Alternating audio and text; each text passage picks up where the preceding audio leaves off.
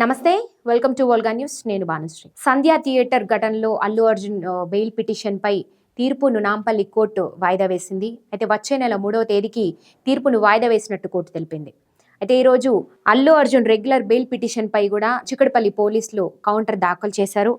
Pushpa 2 benefit show సమయంలో ఏదైతే సంధ్య theatre వద్ద రేవతి మృతి చెందినటువంటి కేసులో Allu Arjun regular bail petition పై కూడా చిక్కడపల్లి పోలీసులు అయితే కౌంటర్ దాఖలు చేశారు. ఈరోజు వాదనల సందర్భంగా అల్లు అర్జున్ బెయిల్ పిటిషన్ పై కూడా చిక్కడపల్లి పోలీసులు కౌంటర్ దాఖలు చేశారు. ఈరోజు వాదనల అనంతరం తీర్పును వచ్చే నెల 3వ తేదీకి వాయిదా వేసినట్టు కోర్టు తెలిపింది.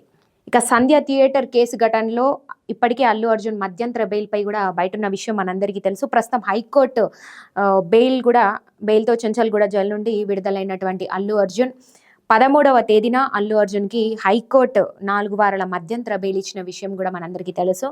అయితే జనవరి 10వ తేదీకి హైకోర్టు ఇచ్చిన మధ్యంతర బెయిల్ కూడా ముగియడంతో చిక్కడపల్లి పోలీసులు ఏదైతే కౌంటర్ దాఖలు కూడా చేయడం జరిగింది. అదేవిధంగా అల్లు అర్జున్ తరపు న్యాయవాదులు కూడా తన రెగ్యులర్ బెయిల్కి సంబంధించి కూడా పిటిషన్ దాఖలు చేశారు హైకోర్టులో. మరి మొత్తానికి ఈ విచారణ కూడా వచ్చే నెల 3వ తేదీకి వాయిదా పడినట్టుగా తెలుస్తోంది. వచ్చే నెల 3వ తేదీన కూడా సంధ్యా థియేటర్కి సంబంధించి కావచ్చు, అల్లు అర్జున్ రెగ్యులర్ బెయిల్కి సంబంధించి కావచ్చు విచారణ జరగనున్నట్టు కోర్టు తెలిపింది.